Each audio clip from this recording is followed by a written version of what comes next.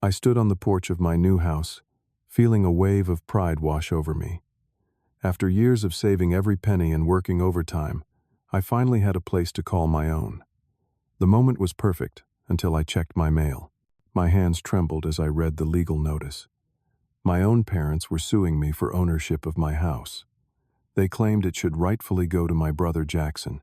The family that should have celebrated my success wanted to take it all away. Before I share how my own parents dragged me to court over my first home, let me know where you are watching from today, and hit subscribe if you have ever dealt with family putting others before you. The judge's reaction, when he heard their real plan, absolutely priceless. Growing up in suburban Milwaukee, I always knew I was second best in my parents' eyes. My brother Jackson was their golden child, their firstborn son, who could do no wrong. I was just Boyd, the afterthought, the spare. This pattern was established early and remained consistent throughout my childhood. When Jackson turned 16, my parents surprised him with a used but decent car. They decorated the entire house, invited all his friends, and made a huge celebration. 2 years later, when my 16th birthday came around, I received a bus pass and a mumbled explanation about teaching responsibility. I told myself not to be disappointed, but deep down it stung. During high school, my parents never missed a single one of Jackson's football games. They proudly wore team colors and cheered from the stands.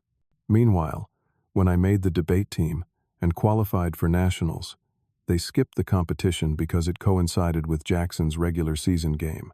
I returned home with a second-place trophy that sat unacknowledged on my desk for weeks until I finally stored it in my closet.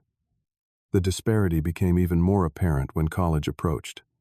Despite my superior grades and test scores, Jackson received full financial support for his education at a private university. I was told there simply was not enough money left for me. "You are smart, Boyd. You will figure it out," my father said dismissively when I asked about my college fund. And figure it out I did. I worked 2, sometimes 3 jobs while maintaining a full course load. I served early morning shifts at a coffee shop before classes took afternoon shifts at the campus bookstore and worked weekends at a warehouse. Sleep became a luxury I could rarely afford, and my social life was practically non-existent. But I graduated debt-free through sheer determination. After college, I found an entry-level position at a marketing firm. The pay was modest, but I lived frugally, sharing an apartment with 2 roommates and cooking all my meals at home. I brought lunch to work every day, while my colleagues ordered takeout. I never upgraded my phone until it completely stopped working. Every bonus and raise went straight into my savings account. For 6 years, I dedicated myself to saving for a down payment. Friends invited me to vacations. I declined. I missed concerts, festivals, and weekend getaways. Dating was difficult because I could rarely afford nice restaurants or entertainment, but I kept my eyes on the prize, a place of my own. When I finally had enough for a down payment, I spent months researching neighborhoods and properties. I wanted something with good bones that needed cosmetic updates in an area that was up and coming but not yet unaffordable. After viewing dozens of houses, I found it a 3-bedroom, 2-bath ranch-style home, built in the 1972. The kitchen was outdated, the carpets needed replacing, and the bathrooms were stuck in a bygone era. But the foundation was solid, the roof was relatively new, and the location was perfect. Getting approved for the mortgage was another battle. Despite my excellent credit score and steady employment history, banks were hesitant to lend to a single-income borrower in my age bracket. I submitted application after application, gathered mountains of documentation, and finally received approval from a local credit union. The day I signed the closing papers was one of the proudest moments of my life. Nobody had helped me. Nobody had co-signed or contributed. This achievement was mine alone, earned through years of sacrifice and hard work. I had the keys to my future in my hand, and it felt incredible. Rather than hiring contractors for the renovations, I taught myself what I needed to know. YouTube tutorials became my evening entertainment.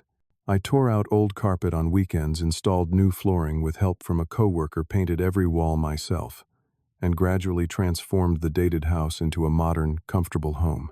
When the major renovations were complete, I decided to host a housewarming party. I invited friends, colleagues, and yes, family too. I wanted to share my accomplishment, perhaps naively hoping for some acknowledgement of my hard work. My friends arrived with plants, bottles of wine, and genuine excitement. My girlfriend Lisa brought a beautiful handmade quilt for my new bedroom. My parents arrived last with Jackson and his wife Sarah in tow. Their housewarming gift, a single picture frame. "This house is certainly interesting," my mother commented as she walked through the living room, her tone making it clear she was underwhelmed. "I suppose it is adequate for a single person." Jackson wandered through the space, opening closets and cabinets without asking. "How much did you pay for this place anyway? The market is pretty inflated right now. You probably overpaid." I tried not to let their reactions dampen my spirits, but I noticed my father taking particular interest in my renovations, asking detailed questions about costs and property values in the neighborhood. At the time, I thought he was finally showing interest in my life. How wrong I was. About 3 weeks after the housewarming party, my parents started dropping by unannounced. My mother would call from my driveway, expecting me to be available to show her around again. My father took photos of my backyard and asked about property lines. I found their sudden interest strange, but attributed it to them finally recognizing my achievement. During one of these visits, my mother casually mentioned that Jackson and Sarah were struggling to find a larger home for their growing family. They need more space now that Sarah is expecting their second child. The housing market is just so competitive these days. I expressed sympathy, but thought nothing more of it. I had my own life to focus on, including my relationship with Lisa, which was becoming increasingly serious. She spent most weekends at my place, helping with ongoing smaller projects and making the house feel more like a home with her thoughtful touches. Then came the phone calls. My parents wanted to know my mortgage details, asking probing questions about my interest rate, monthly payments, and if I had considered refinancing. They inquired about my home insurance policy and property tax assessments. Each conversation left me feeling slightly uneasy, though I could not quite pinpoint why. "Your brother could really use a break," my father said during one call. "Life has always come easier to you." I nearly choked on my coffee. Nothing in my life had come easy. Everything I had was the result of careful planning and relentless work. Jackson had received every advantage, every head start, while I had to claw my way forward alone. But I bit my tongue, unwilling to reignite old arguments. Then came the day that changed everything. I arrived home from work to find an official-looking envelope in my mailbox. Inside were legal documents, a summons to court.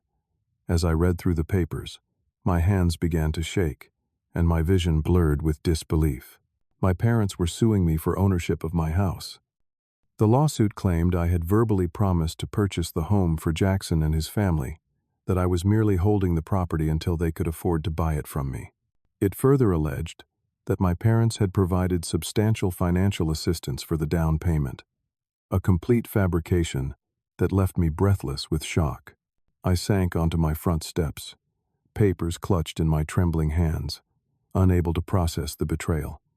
How could they do this? What kind of parents would try to legally steal their own child's home? I sat there until darkness fell, trying to make sense of something so senseless. When I finally gathered myself enough to function, I called my parents, desperate for some explanation. My mother answered on the first ring, as if she had been waiting for my call. "We really did not want it to come to this, Boyd," she said, her voice dripping with false concern. "But you left us no choice." "No choice. You are literally trying to take my house. The house I saved for years to buy. The house I renovated with my own hands." "You have always been so selfish," she replied coldly. "You know Jackson needs this house more than you do. He has a family to think about. And what about me? What about my life, my future? You will be fine. You always land on your feet. Jackson struggles more than you." When my father took the phone, his approach was different but equally infuriating. "Son, be reasonable. You can just buy another house. This neighborhood would be perfect for Jackson's commute, and the schools are good for the children. I am not giving up my house," I stated firmly. "This lawsuit is based on lies. You never gave me money for the down payment. I never promised this house to Jackson. It will be your word against ours," my father replied, his voice hardening. And judges tend to side with parents in these matters. "Do you really want to drag this through court? Think about how it will look." The conversation ended with threats and ultimatums. Either I sign over the house voluntarily, or they would expose me as a liar and cheat in court. They were counting on my fear of confrontation, on the lifetime of conditioning that taught me to step aside for Jackson's benefit. The next day I met with my friend Trevor, who worked as an attorney. Though his specialty was not property law, I needed guidance from someone I trusted. His reaction to the lawsuit mirrored my own disbelief. "This is flimsy at best," he said after reviewing the documents. "But defending yourself will still require time and money. A good attorney could cost you $10,000 to $15,000 for something like this." I felt my stomach drop. I had depleted most of my savings on the house and renovations. I could not afford that kind of legal representation. Yet the alternative, representing myself against my parents and their attorney, seemed terrifying. "What are my chances if I defend myself?" I asked. "Honestly, better than you might think. Their claims are weak, and judges are not as easily fooled as your parents seem to believe. But you will need documentation of everything, Boyd. Every bank statement, every mortgage document, every text message or email about the house." That night I began the process of organizing my defense. I gathered financial statements proving I had saved for the down payment myself. I collected work records showing the overtime hours I had put in. I printed email correspondence with my real estate agent and mortgage broker that clearly showed I was purchasing the home for myself with no mention of my brother. As news of the lawsuit spread through our extended family, people began taking sides. Most relatives distanced themselves, uncomfortable with the conflict and unwilling to get involved. A few cousins expressed sympathy but offered little practical support. The exception was my Aunt Rachel, my mother's sister, who called me directly. "Your mother has always favored Jackson irrationally," she told me. "I have tried talking sense into her, but she will not listen. I want you to know, I am on your side, Boyd. This lawsuit is shameful." Her support meant more than I could express, a rare validation from a family member that I was not crazy for feeling mistreated all these years. Meanwhile, Jackson himself maintained a strange silence. When I finally received a text from Sarah, his wife, it was brief, but revealing Jackson does not know all the details of what your parents are doing. This was not his idea. I wanted to believe her, but years of disappointment had made me wary. Was Jackson truly ignorant of our parents' scheme, or was he playing both sides? Either way, the fact remained that he had not reached out to me directly, had not stood up to our parents, or declined to benefit from their lawsuit. The stress began to affect my relationship with Lisa. Though supportive and outraged on my behalf, she grew concerned about my obsession with the case. "You are not sleeping. You barely eat. You have stopped doing anything except preparing for court," she pointed out one evening. "I understand this is important, but you cannot let it consume you." She was right, but I could not step back. My home, my financial security, and my dignity were all at stake. If I lost this case, I would lose everything I had worked for. Worse, it would cement what I had always feared, that in my family's eyes, my needs and efforts would always be secondary to Jackson's. The morning of the court date dawned bright and clear, a stark contrast to the turmoil inside me. I had barely slept, rehearsing arguments in my head throughout the night. My stomach churned with anxiety, and my hands trembled slightly as I knotted my tie. Lisa helped me load my organized binders of evidence into the car. "You have got this," she said, squeezing my hand. "The truth is on your side." The courthouse was an imposing building of stone and columns, its grandeur making me feel small and unprepared. In the parking lot, I spotted my parents arriving with their attorney, a polished-looking man carrying an expensive leather briefcase. They did not acknowledge me as we all walked toward the entrance.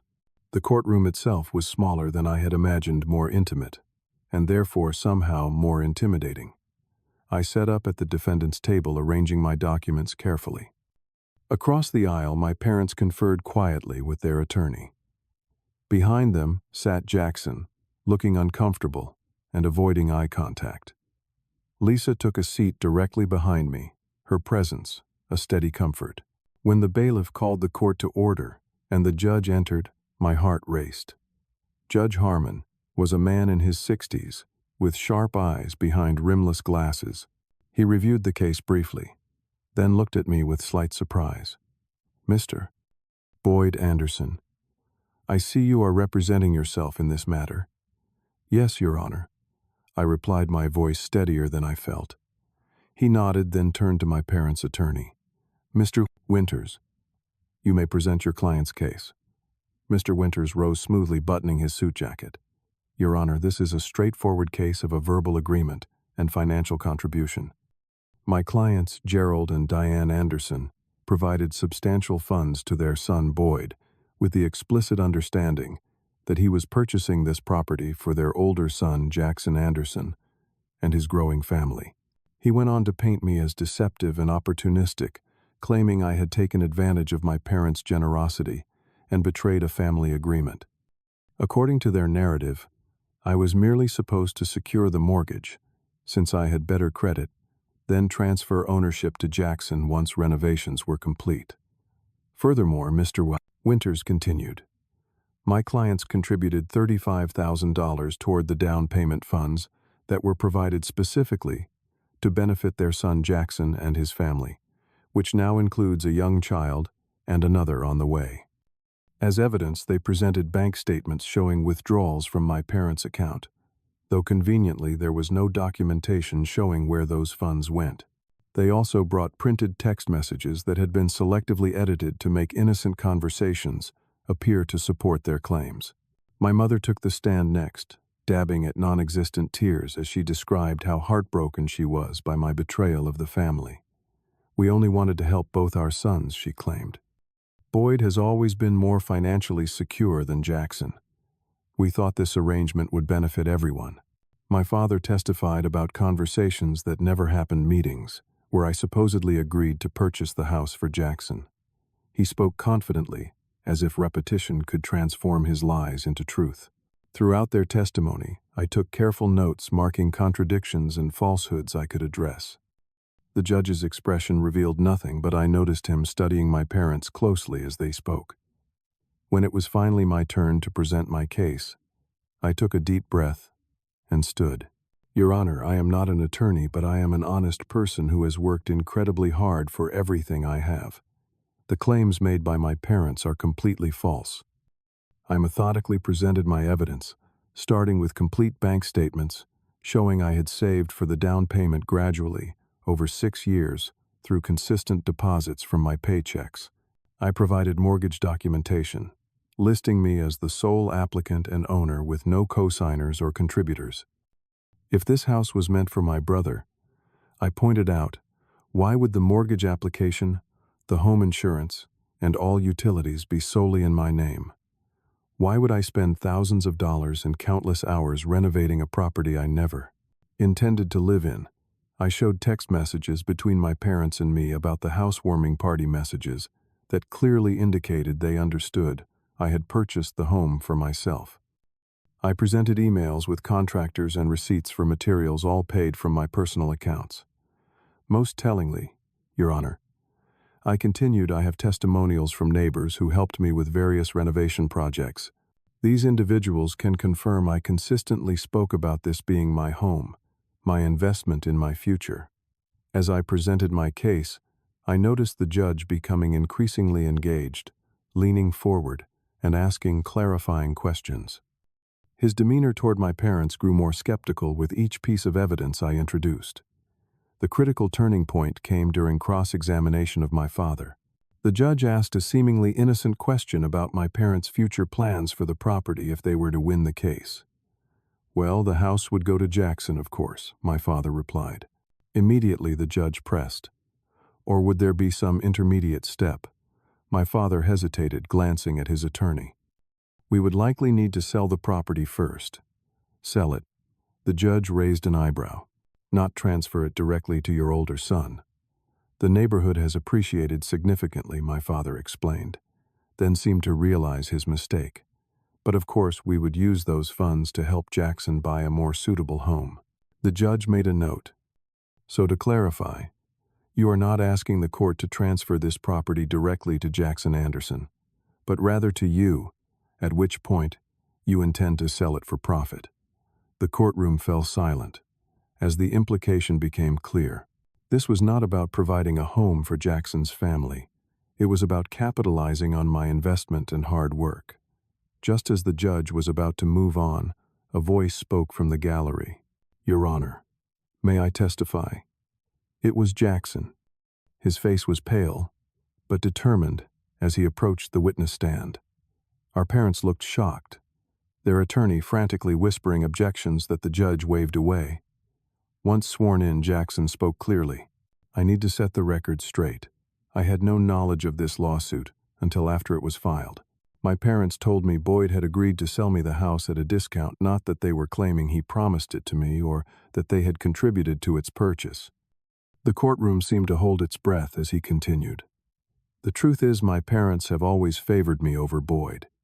They have given me advantages he never received. Boyd bought that house entirely on his own, through years of hard work, that I frankly never had to do because of our parents' support.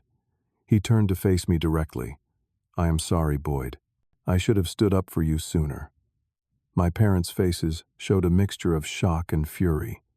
Their attorney attempted to discredit Jackson's testimony, suggesting he was under duress or confused, but the damage was done.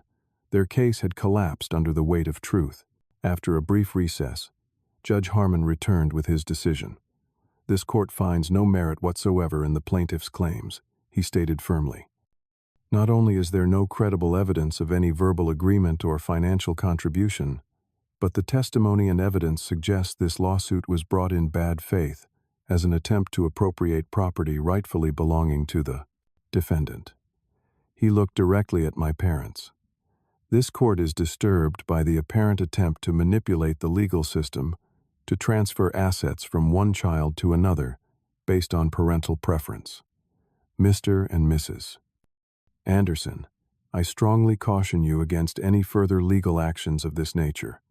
To me, he added, Mr. Anderson, the property in question remains solely yours as it rightfully should. This case is dismissed with prejudice. The gavel's sharp crack echoed with finality. It was over. I had won. In the courthouse hallway afterward, my parents brushed past me without a word, their attorney trailing behind, with a chastened expression. Jackson approached cautiously. I meant what I said in there, he told me. I had no idea what they were planning. When I found out the full story, I could not go along with it. I wanted to be angry with him to hold him accountable for years of accepting preferential treatment.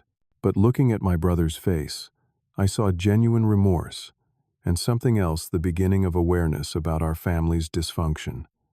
It took courage to testify, I acknowledged. Thank you for telling the truth. It was not forgiveness exactly, but it was a start. We agreed to talk more in the coming weeks away from our parents' influence. The aftermath of the lawsuit brought significant changes. My parents, humiliated by their public defeat, and Jackson's testimony, threatened to appeal the decision. Their attorney, however, declined to represent them, further likely recognizing the case as a lost cause. They sent several hostile messages blaming me for turning Jackson against them and destroying the family. After consulting with Lisa and Trevor, I decided to file for a restraining order. The thought of legal action against my own parents felt surreal, but their behavior had crossed a line from favoritism into something much more malicious. The restraining order was granted, prohibiting them from coming near my property or contacting me directly. The extended family fallout was immediate and extensive. Some relatives cut ties with me, accepting my parents' version of events without question.